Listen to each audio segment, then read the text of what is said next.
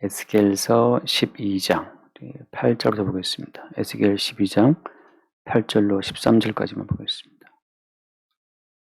에스겔 12장 8절 이튿날 아침에 여호와의 말씀이 또 내게 임하여 이르시되 인자야 이스라엘 족속 곧 그 반역하는 족속이 내게 묻기를 무엇을 하느냐 하지 아니하더냐 너는 그들에게 말하기를 주 여호와의 말씀에 이것은 예루살렘 왕과 그 가운데에 있는 이스라엘 온 족속에 대한 묵시라 하셨다 하고 또 말하기를 나는 너희 징조라 내가 행한 대로 그들도 포로로 사로잡혀 가리라. 무리가 성벽을 뚫고 행장을 그리로 가지고 나가고 그 중에 왕은 어두울 때에 어깨에 행장을 메고 나가며 눈으로 땅을 보지 아니하려고 자기 얼굴을 가리리라 하라.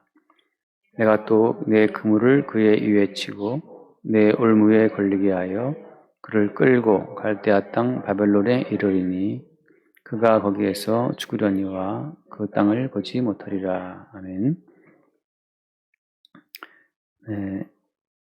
9절 말씀에 보면 인자야라고 하잖아요. 에스겔 선지자에게 인자야라고 부릅니다. 인자, 에스겔 이름이 있는데 에스겔아 부르시지 않고 인자야라고 부를 때는 에스겔의 인생 자체가 하나님의 계시의 도구로 지금 사용 중에 있다는 뜻입니다. 그러니까는 사실 인자라고 하는 것은 시장에 들어오면 예수님이 자기를 소개할 때 인자라고 하거든요. 그러니까 예수님의 삶 자체는 하늘에서 확정된 계시를 이 땅 위에 실행하러 왔다는 뜻이거든요. 그러니까 보이는 껍데기는 사람의 껍데기인데 실제 그 사람을 움직이는 모든 주체는 계시의 어떤 세계에 확정된 그 언약 그대로 움직인다고 하는 거죠.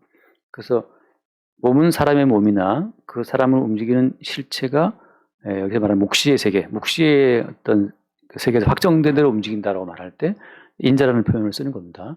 근데 묵시의 세계에서 확정된 그 뜻이 사람에게 투입이 되면 묵시의 세계를 대표하는 묵시의 세계를 드러내는 용도로 이 땅에 온 인생이기 때문에 이 땅에서 무지막지한 핍박을 당하게 되어 있습니다. 왜냐하면 이 세상은 묵시의 세계와 다른 종류의 세계거든요.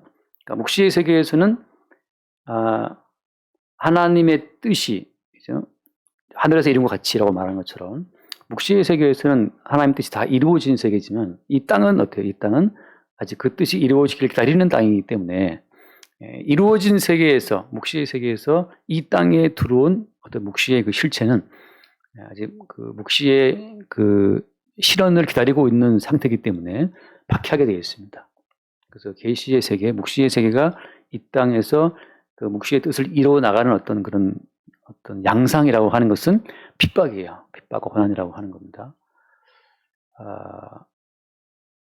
우리가 사람 인체에도 어떤 병을 치료할 때 뭔가 그죠? 치료한 약을 주입하게 되면 이 몸의 어떤 그 병과 막 싸우는 싸움이 벌어지잖아요. 그런 것처럼 계시의 세계에서 확정된 뜻이 이 땅에 투입되면 이 땅에서는 지금 말하자면 이제 마귀가 이 땅의 모든 사람들을 장악하고 있기 때문에 마귀가 이 땅의 사람들의 생각과 그 정신을 선동하고 거짓말로 미혹해서 계시의 세계에서 온 주인공을 핍박하게 되어 있습니다. 그래서 계시의 세계에서 온 주인공이 이 땅에서 활동하는 그 모든 어떤 그 양상을 보고 인자라고 하는 거죠. 그래서 인자라고 부를 때에는 에스겔이라는 그 자연적인 인간이 지금 문제가 아닌 거예요. 에스겔 속에 투입된 그 묵시, 계시의 어떤 그 덩어리, 계시의 그 실체가 활동할 때, 계시의 실체가 에스겔을 끌고 나갈 때, 그때 에스겔이라는 이름은 온당한 데 없고 인자라고 부르는 거죠. 그래서 인자라고 부르고 나서 이스라엘 족속, 그 반역하는 족속이 내게 묻기를 무엇을 하느냐라고 물어본다면, 그 다음 뭐라고 했습니까? 10절 말씀에 10절. 나는 그들에게 말하기를 주 여호와의 말씀에 이것은 예루살렘 왕과 그 가운데 있는 이스라엘 온 족속에 대한 뭐라고 했습니까? 묵시다. 맞아요. 묵시. 그러니까 지금 인자로서의 에스겔은 묵시의 세계에서 확정된 그 뜻을 이스라엘 족속 가운데 보이는 그 계시의 세계의 유일한 어떤 통로예요. 계시가 활동하고 있는 어떤 양상이 인자라고 하는 거죠. 그래서 지난주에 뭘 봤습니까? 지난주에 에스겔이 포로의 행장을 다 하고 끌려가듯이 말이죠. 그러니까 그런 퍼포먼스를 했단 말이죠. 그 말은 무슨 말인가? 이스라엘 민족은 이렇게 끌려가기로, 포로로 체포돼 끌려가기로 이미 계시의 세계에서 확정되었다. 그 사실을 보여주는 거죠.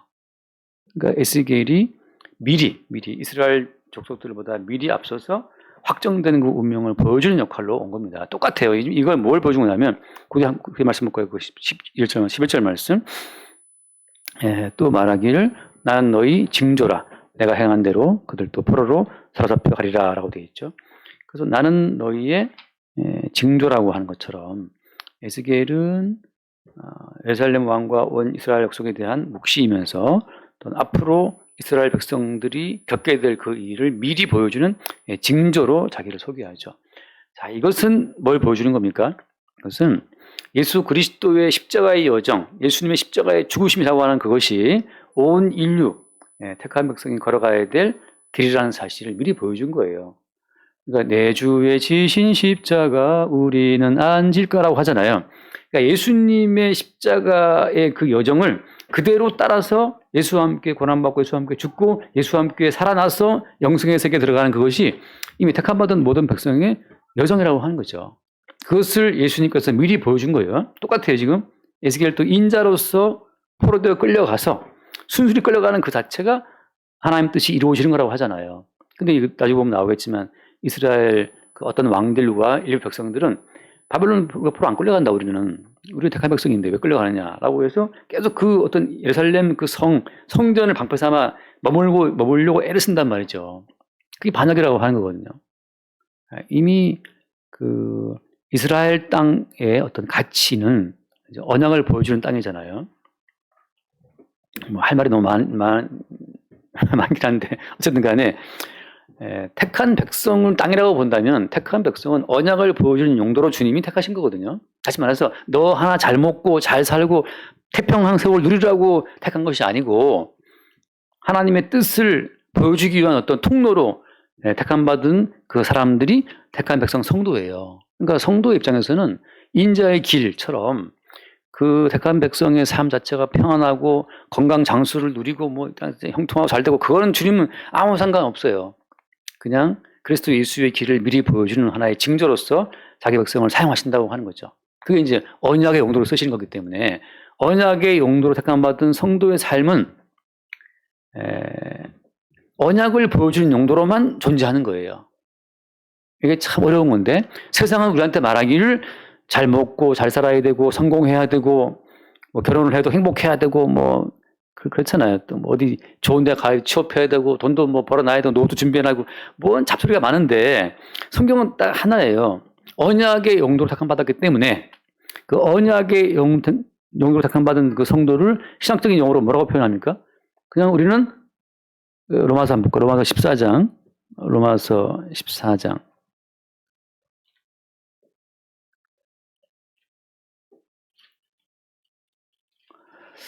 로마서 14장 7절, 8절 한번 볼까요? 14장 7절, 8절. 자, 7절. 우리 중에 누구든지 자기를 위하여 사는 자가 없고 자기를 위하여 둔 자도 없도다. 8절 같이 봐요. 우리가 살아도 주를 위하여 살고 죽어도 주를 위하여 죽나니 그러므로 사나 죽으나 우리가 주의 것이로다. 이미 우리는 살든지 죽든지 이미 우리의 손을 떠났어요. 우리 인생이라는 것은. 그게 성도라는 그런 거죠. 그러니까 살든지 죽든지 가난하든지 부하든지 병들든지 건강하든지 그 자체는 그냥 주님께서 주님을 위해서 사용하실 뿐인 거죠. 그 시나리오 쓴 작가가 그 배우를 죽이든 살리든 그 배우를 깡패를 만들든 그 배우를 뭐 성인공자를 만들든 그거는 그 배우의 손을 떠난 문제예요. 그 왜 배우가 그 작가의 의도를 무시하고 나는 꼭 이번 드라마에서 꼭 거룩하게 살아야 됩니다. 그건 닥쳐라. 그런 배우가 아니죠.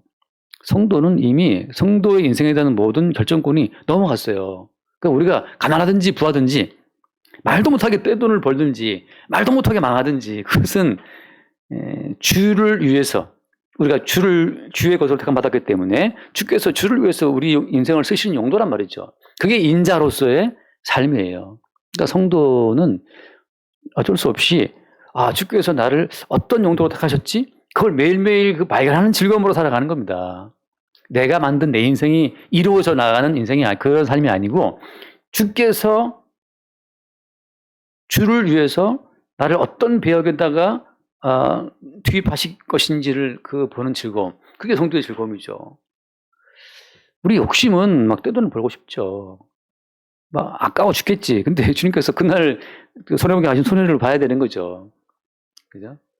매일 계약에 목매는 제집사님이나 매출에 목매는 이집사님이나 그 매일 오늘 또 무슨 최동 집사님 또 무슨 또 바빠서 못 나왔는데 무슨 계약서 쓴다고 맨날 계약서에 목매는 최동 집사님이나 그게 다 어느 손을 따른 문제예요. 주께서 있게 하신 자리에서 뭔가 역할을 하고 있을 뿐이죠. 그러니까 주님이 오늘 나에게 어떤 나를 위해 준비해 주신 그 시나리오 대본은 어떤 대본일까를 확인하고 살아가는 즐거움이지. 거기서 이제 우리 개인적인 아쉬움, 개인적인 꿈, 그게 깨지는 아픔을 겪어야 되는 거죠. 그게 이제 에스겔의 아픔이고 인자의 아픔이에요. 그러니까는 지금 이미 이스라엘 백성들은 언약의 땅에 들어와 살잖아요. 언약의 땅에 산다라고 하는 언약 백성의 특징은 뭐냐면 그게 사나 죽으나 주의 뜻만 이루어지는 거거든요. 근데 이제 이렇게 말하면 또 이거 추상적인 말이거든요. 그러니까 사나 죽으나 주를 위해 산다? 그게 무슨 의미겠습니까? 사나 죽으나 주를 위해 산다? 그럼 내가 막 주를 위해서 어떻게 살아야 될까? 그걸 고민 막 할 수 있잖아요. 맨날 교회에서 이렇게 살아야 된다 하고 뭐 그런 어떤 방향을 제시하거든요. 근데 아니에요. 뭐냐면 이미 예수님이 십자가에서 모든 걸 성취한 입장이기 때문에 지금 시점이 이 십자가의 예수가 다 모든 언약을 성취하고 완성하셨기 때문에 지금 성도는 그분이 이루신 성취의 열매를 존재한다는 거. 그러니까 우리의 모든 삶은 언약을 성취하신 그리스도 예수의 열매, 결과물이라는 그 사실을 받아들이는 그 자체가 그게 주를 위해 사는 겁니다. 이 말도 좀 어려울 수 있죠. 쉽게 말하면 어떤 거냐 하면 노아 홍수에 싹 쓸어버리고 나서 싹 홍수 쓸어버린 이후에 방주에서 나왔단 말이죠. 그 나온 그 노아 식구들에게 주님이 무지개 언약을 세워요. 무지개 언약을 세울 때 근거는 뭐였습니까? 정결한 제물의 짐승을 번제로 바치고 그 정결한 제물의 그 번제 향기를 하나님 흠양하신 이후에 니들이 악한 거 내가 안다. 어릴 때부터 너희는 악하지 않느냐. 그러니까 하나님께서 우리에게 이미 알아. 니들 존재는 날 때부터 악한 존재이니까 아예 니들한테 기대 안 걸게. 단지 정결한 제물의 희생, 이 번제의 향기를 난 흠양하고 이 땅에다가 심음과 거듭음과 여름과 겨울을 반복하게 하겠다 말씀하신 거거든요. 근데 애초에 주님 우리한테 기대 안 걸어요. 사람들은 기대 걸지. 우리 아들, 우리 딸 잘 바뀌겠지. 목사도 교인들 바라보면서 변하겠지. 안 변한다는 것을 주님이 말씀했는데 목사님은 뭔데 변하길 기대합니까? 우리 안 바뀐다니까요. 그냥 처세는 그죠? 처세는 우리가 늘 수 있어요. 살아가는 방법뿐이야 하고 정필소리처럼 살아가는 방법은 늘 수 있지. 경험상. 그러나 그 사람의 근본, 그 성품, 그 토양은 안 바뀌는 거죠. 그래서 주님께서는 정결한 제물의 희생의 근거를 두고 이 땅에 심고 거두고 여름, 겨울 반복하게 하신단 말이에요. 그러니까 자, 주를 한다는 것은 무슨 말이냐 하면 이미 우리 대신 예수님이 다 성취했어요. 정결한 제물처럼. 그럼 뭡니까? 지금 내가 밥 한 끼 먹는 것도 그리스도 예수의 십자가의 희생으로 이루어진 선물로 밥 먹는다. 그걸 고백하는 그것이 주를 위해 사는 거예요. 오늘 돈 10,000원 벌었다. 그것도 어때? 십자가에 죽으신 예수 은총으로 산다 말이죠. 근데 우리는 얘기하죠. 목사님 좀 더 잘 살고 싶고 더 많이 벌고 싶은데요. 그게 바로 우리 인간에게 자꾸 미래의 어떤 그 미흡한, 그죠? 채워지지 않은 욕망을 자꾸만 들이대면서 너는 더 채워줘야 돼. 너는 더 많이 받아야 돼. 이렇게 미완의 욕망을 일으켜준 존재가 그게 마귀라고 하는 거죠. 에덴 동산에서는 완벽한 동산이었으나 마귀가 와서 야, 선악과 꼭 먹지 말라 했냐? 한번 먹어봐. 맛있잖아. 계속 뭔가 이렇게 그 채워지지 않은 욕망을 불러일으킨 존재가 마귀라고 하는 거죠. 주를 한다는 것은 무엇이냐? 사탄아 물러가라. 이미 십자가에 죽으신 예수의 그 성취로 말미암아서 내게 주어진 삶은 십자가에 죽으신 예수의 성취로 이루어진 주의 열매인데 가난하든 부하든 여기에 또 여분의 뭔가가 있을 거라고 말하는 것은 그건 마귀의 미혹하는 소리예요. 그럼 우선 내일 죽으면 어떡합니까? 내일 죽어도 오늘까지 산 것은 주의 은혜예요. 그리고 내일 데려가는 것도 주의 은혜입니다. 더 살아봤자 좋은 거 없어요. 더 살아봤자 천국하고 비교하면 이 땅에서 근데 1,000억을 벌면 천국보다 더 행복할까요? 1,000억 벌어봤자 뭐 마약 먹겠지. 쾌락을 더 추구해봤자 좋은 게 없으니까 마약을 먹든지 아바타처럼 들어두어서 아바타를 내보내면서 뭐 딴 행성 가서 뭘 점령하든지 말든지 그 뭐 상상의 나라를 펼치겠죠. 더 살아봐야 좋은 게 없어요. 항상 인생은 돌아오면서 후회하거든요. 아, 어제가 좋았어. 아, 옛날이요. 옛날이 좋았어. 예스터데이가 좋았어. 이게 맨날 돌아보면 어제가 좋았다는 걸 알아요. 청춘을 돌려다오.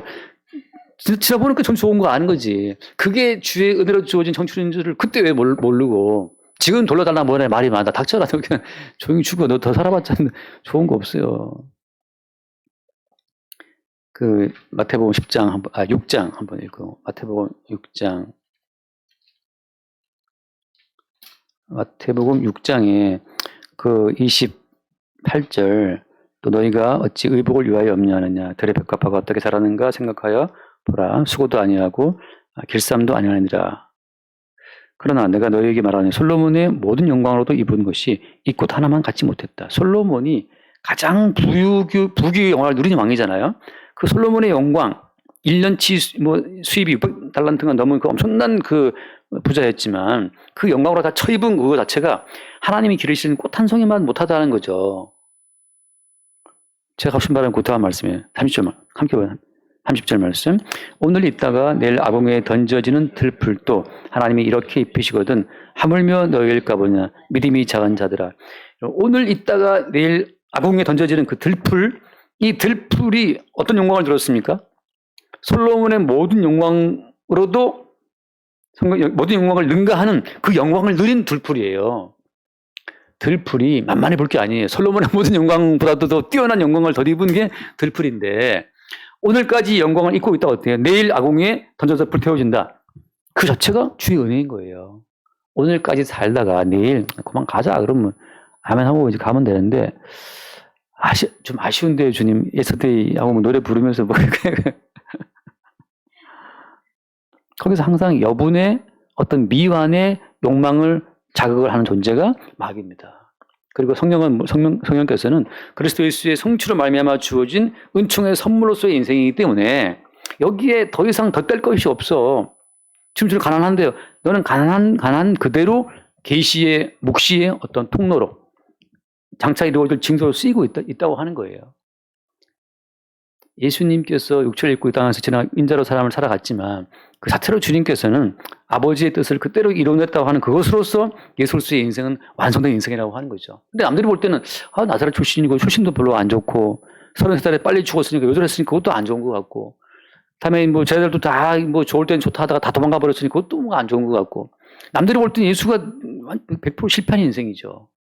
근데 지금도 뭐 어떤 이단들은 뭐 예수는 실패했으나 나는 이루리라 하면서 이단들이 또 나오는데 아니죠. 모든 인생들이 걸어가야 될 길을 미리 보여진 묵시의 통로로 그 다음에 나는 너에게 징조라 했던 그 징조로서 하나님의 저주를 받고 죽어야 될 인생들을 미리 보여준 십자가의 여정으로서의 그 길을 갔기 때문에 주님께서는 그 자체로 주님께서 예수를 높여서 만유의 주로 세우신 겁니다.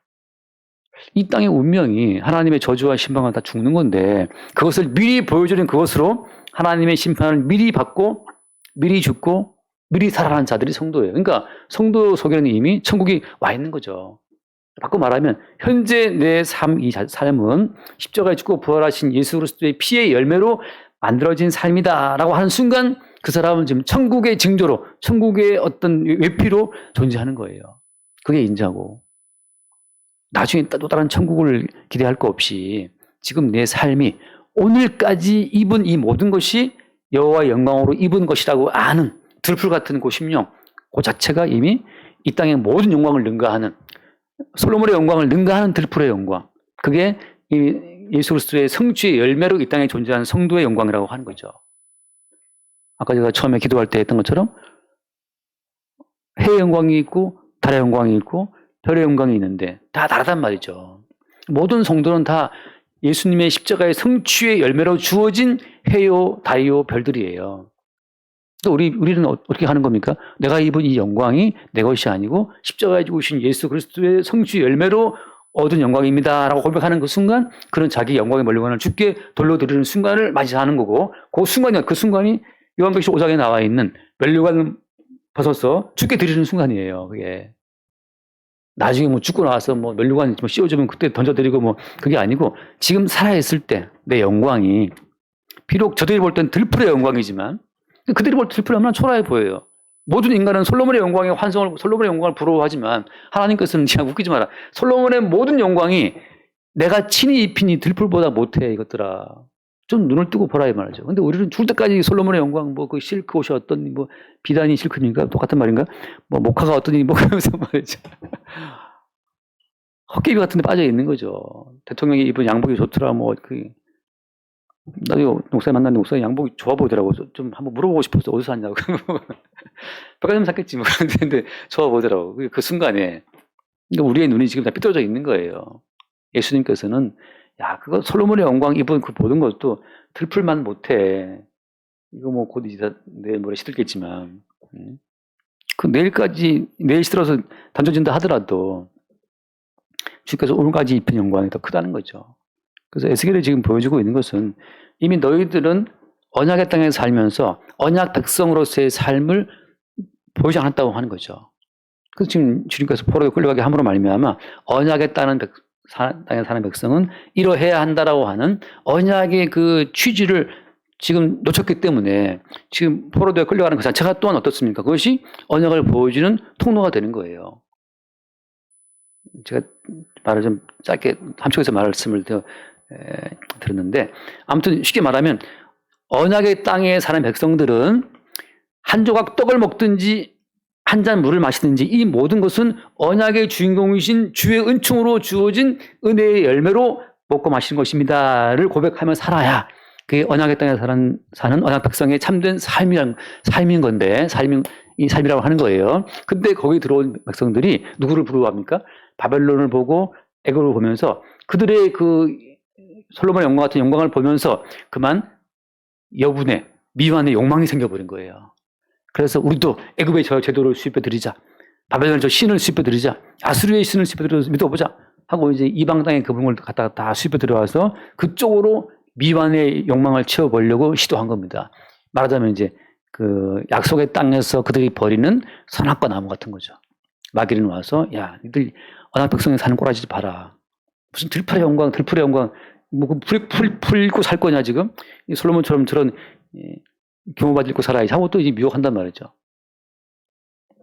그러니까 세상의 기준으로 계속 성도들에게 약속을 잊게 만드는, 그래서 성도에게 그 뭔가 미흡한 욕망을 불러 일깨우는 그 마귀의 말에 빠져서 이 이스라엘 백성들이 이방의 신들을 수입해드리는 순간 약속의 땅에 살 자격을 이제 추방되어야 되는 거죠.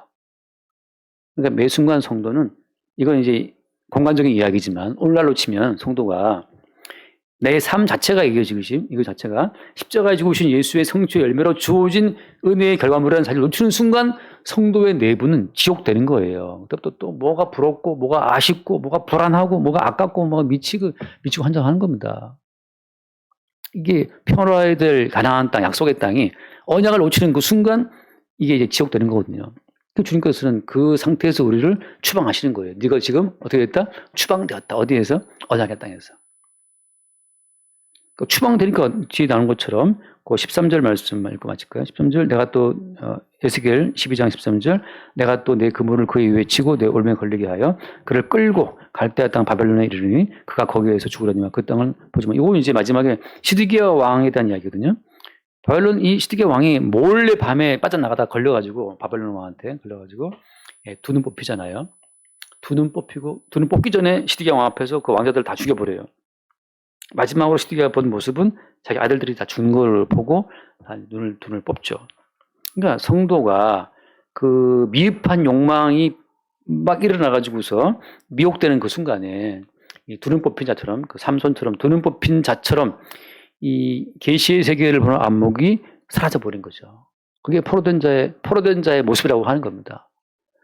모든 삶이 십자가에 죽으신 예수 그리스도의 은총으로 지금 유지가 되고 있는데, 노아 홍수 이후에 정결한 제물의 희생의 근거에서 세상에 돌아가고 있는데 그 자체로 은혜의 열매로 받아야 함에도 불구하고 마귀가 와서 미혹하라는 말을 듣고 또 미완의 욕망, 또 미흡한 욕망 자체를 추구해 달려가는 그 순간에 그들은 눈 뽑힌 자처럼 언약의 세계에 눈 뽑히고 이쪽 지옥의 세계에 눈 자가 되는 거죠.